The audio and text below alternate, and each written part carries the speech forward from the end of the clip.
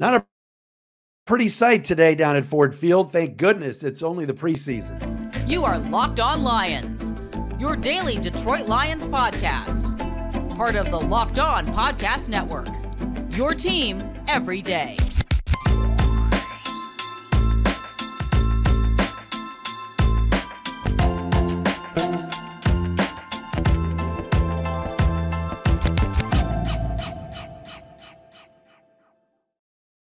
What's happening, everybody? Matt Dery with you. It is a special edition of Locked On Lions right here on the Locked On Podcast Network, your team every day on a Saturday, August 19th and a Sunday, August 20th. Little post-game pod following today's 25-7 preseason loss at Ford Field to the Jacksonville Jaguars. The week of Jaguars is done.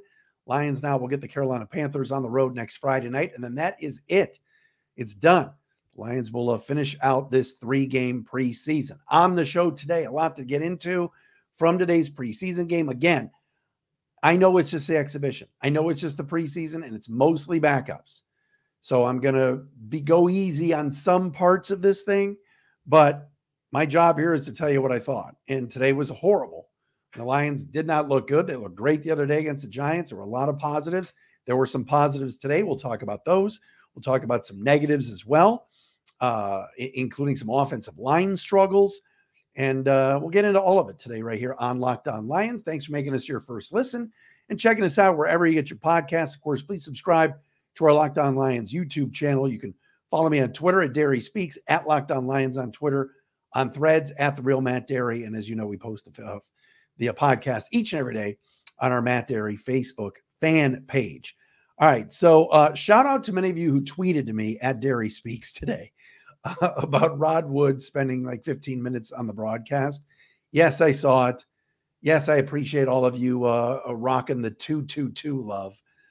Yes, Rod did his best to make sure he got on that broadcast today, and whatever. Here's the bottom line on today. Lions had two very good practices against Jacksonville. Today, in the preseason game, it was a clunker. All right. There was not a lot of positives.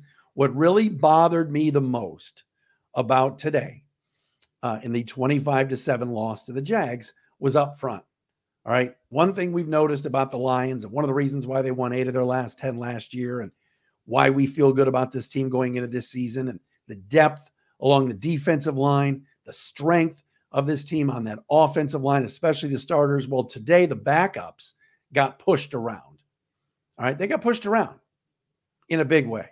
I mean, when Jeremiah Ledbetter, the former Lion, who's like 29 years old and has been on 17 teams, when he's just in the backfield all day for Jacksonville, that's a problem.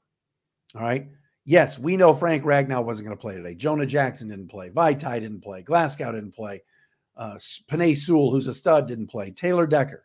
All right. But let's start with some concerns. And the biggest one to me is the backup offensive line. Brad Cecil, I have no idea who that is the backup center. He was swinging, he was whiffing today. He was Javi Baezing today. All right, with a passion. Bobby Hart, who was just recently signed. Not Robbie Hart from The Wedding Singer, but Bobby Hart. He was brutal today. They just could not get any push in the run game, even for Craig Reynolds, who in the second half did better than the first half. Come on, Craig. I thought he was better. But both quarterbacks, Teddy Bridgewater and Nate Sudfeld, and we'll get to nasty Nate in a second. You could just tell they were uncomfortable throughout the day because that offensive line, the backups along that offensive line are bad. There is not a lot of depth on this offensive line. You know, outside of like Graham Glasgow and Matt Nelson, who's had his struggles, who else can you count on right now as backups? I know Colby Sorsdal was drafted. I know they picked up Jermaine Ifedi, but I said this last week, especially when talking about Julian Okwara and the way he played. If Okwara doesn't make the team and gets beaten out by like a James Houston or something, they should trade Julian Okwara before cut down day for it to a team that has a bevy of offensive linemen and backups, because the Lions need depth. Now today, ironically enough, Jacksonville lost a handful of offensive linemen to injury. So they're certainly probably concerned too. But my gosh, I mean, the Lions' depth along the offensive line is sparse, to say the least. The Bridgewater fumble, I mean, Ledbetter's like in the backfield before he even could turn around and hand it to anybody. It was an issue all game. And the Lions up front defensively got pushed around, especially in that first half. I mean, Jacksonville's, I'm not saying second string running back, but Tank Bigsby looked like O.J. Simpson in his prime, or Marcus Allen, or Eric Dickerson, or Barry. 5 yards a pop on every carry in that first half. I think it was 15 carries for 70 yards for Bigsby in that first half. That's ridiculous. And that was against some of the guys that have been playing along the defensive line the last couple of years, like a Benito Jones. Levi Onwuzurike got an opportunity today, and they were getting pushed around. Not a good sign. So that was a negative. Speaking of the D-line, let's do a positive here. John Cominsky is he's a pimp. Man, he's a god. I love watching the commish play. 4th down and short, Jacksonville goes for it. There's Cominsky to bat the ball down. Tackle kind of is off his rocker a little bit and stumbling. Cominsky barrels him over and gets the sack. John Cominsky needs to keep playing and get some snaps. He was tremendous today, and you love what he's bringing to the table. I'm a big Cominsky fan, and I love what I'm seeing from him. So that was a positive to say the least. He has been so good. That was such an under-the-radar pickup from Brad Holmes last year, kind of getting him off the scrap heap from the Falcons. And, man, he has been fantastic. So I liked what I saw from Cominsky today. I like what I saw today from James Houston, a sack, stayed home on a play. He did well. So those guys on the edge really looked good today, and that was a positive for the Lions defense. Also today, while we're talking defense, Jack Campbell continues to make plays. Number 46's name is called so many times. And I know that he's likely going to be a starter. And some of the other guys like Barnes and Anzalone didn't even play today. I know Rodrigo is out there. But how do you not like what Jack Campbell's bringing to the table? He has been terrific and made a bunch of tackles today. And that was certainly a positive in this 25-7 loss. But, just the run defense and the run offense and really just the play of the offensive line, the backups. I mean, what happens if a Frank Ragnow goes down? Pierce Bacher was a guy they liked, and then he got hurt. Glasgow, I guess, would be your center, but what happens? There have been some games the last few years where Ragnow and Jackson were out. Ragnow and Vaitai were out. Lions need to probably pick up a couple more veteran offensive linemen to help, because right now what they currently have backing up their starters is not good enough. And this is a team going for it. They're going for it. They picked up Chauncey Gardner-Johnson. They picked up Teddy Bridgewater and spent money on those players. They feel like they could be a Super Bowl contender in this weak NFC. You got to have better backups along the offensive line. Today was bad, and that was a poor showing, and it's been bad for most of training camp too. So there's that. All right, 25-7 Jaguars today at Ford Field over the Lions. I want to get to some more positives and some more negatives, certainly. Who looked good? I'll tell you who didn't look good. The third string quarterback. That is for sure. We will get into that coming up next as well. But I got to tell you about our friends at Underdog Fantasy. August is here. You know what that means. The official start of fantasy football drafting month. Get championship ready for your home league by trying out Best Ball on Underdog Fantasy. All you do is one live snake draft, no waivers, no trades. Underdog sets your best lineup every week. Try it out with Underdog's Best Ball Mania Tournament, the largest fantasy football contest of all time. It's back and even bigger with $15 million of total prizes up for grabs, including an absurd $3 million going to the winner. Last year, the winner drafted their team in like July, so don't wait around.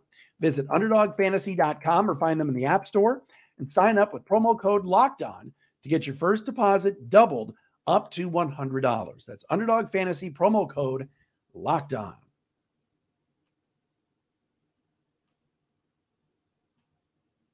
All right, back on Locked On Lions, a little Saturday edition. Promised you a little post-game pod today. Man, the crowd was great today and watching and even listening to some of it on the radio. For a preseason game to have that kind of crowd and to make that kind of noise with, Jacksonville and C.J. Beathard or whomever under center on a third down was tremendous. So Lion fans, you should be commended. It was a great atmosphere today down at Ford Field. All right, so how many of you are out there getting that number 88 Chase Cota jersey? You just knew today. Back there on punt returns, which is a pretty big responsibility for an undrafted rookie free agent. Chase Cota had a nice return on special teams. Shout out to Dave Phipp, special teams coach. 2 weeks in a row now, Lions have won in the return game. Mo Alexander last week against the Giants. This week we saw Cota with a nice return on the punt.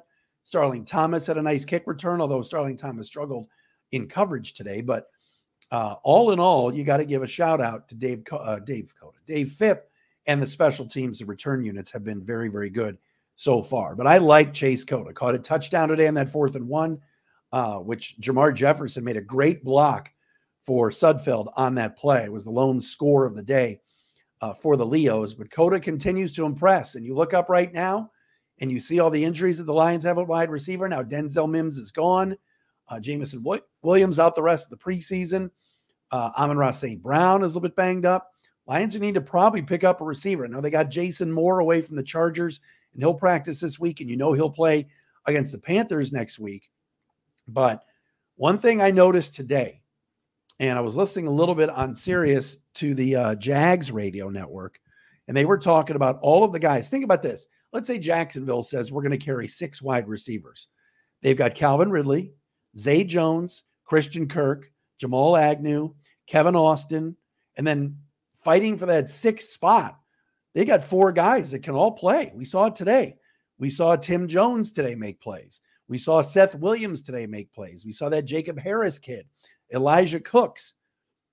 The Lions got a firsthand look at some of these Jaguars receivers. They're not all going to stay. And if Jacksonville tries to sneak one in on their practice squad, Lions should scoop that player up and put him on the active roster. Tim Jones and Seth Williams and Jacob Harris are all fighting for that 6th spot. They're all better than what the Lions have right now. And I know fans are loving what Chase Cota is doing, and Dylan Drummond has had a really good camp. But if Tim Jones somehow doesn't make the Jags, that's a guy to keep an eye on for the Lions. Kind of burned Detroit on a couple of occasions today. And a couple of these guys were making plays today all over the field against that Lions secondary. Speaking of the secondary, I have gone 13 minutes on this podcast and not given a shout out to Stephen Gilmore. Man, that kid got burnt early in the game by Jones on that 48-yard catch. And next play came back, batted a pass away. Then a few plays later, the deep ball that Tracy Walker should have intercepted. Great to see 27 back out there. But there's Stephen Gilmore, Johnny on the spot to make the interception. Stephen Gilmore was excellent today and played really well. And I like what Dan Campbell said to Danny Rogers on the TV broadcast today. By the way, on the TV broadcast, can someone tell Devin Gardner you have to have 2 feet inbounds? Anybody else see that today? For it to be a good catch on the sideline, you have to have 2 feet down. This isn't college where you only need to have 1. But I'm not going to pick on him. That's not nice. But I just did. But anyway, Dan Campbell told Danny Rogers at halftime he loves Stephen Gilmore bouncing back from getting toasted and giving up a big play and then coming back and making a play himself. So Stephen Gilmore earned some points today and probably took a little bit of a lead over Starling Thomas in the race for one of those last cornerback spots. But Thomas looks like he's got awesome speed in the return game. So keep an eye on all of that. But I like what I saw there for sure today from Stephen Gilmore. I thought he really, really played well in bouncing back at that cornerback spot. I don't want to spend a lot of time on it because it's almost a waste, but we know that Teddy Bridgewater, number 50, by the way, I loved that. I thought that was so cool seeing Bridgewater wearing number 50. Teddy Bridgewater was rusty today. All right, you could tell. Hadn't played much, hadn't practiced much. He looked rusty. He was rusty, and he didn't get a lot of help from his offensive line. Nate Sudfeld came in and immediately threw an interception. A terrible overthrown ball that Gregory Jr., the safety, was just waiting for. Like, Nate Sudfeld's terrible. He wasn't good at Indiana.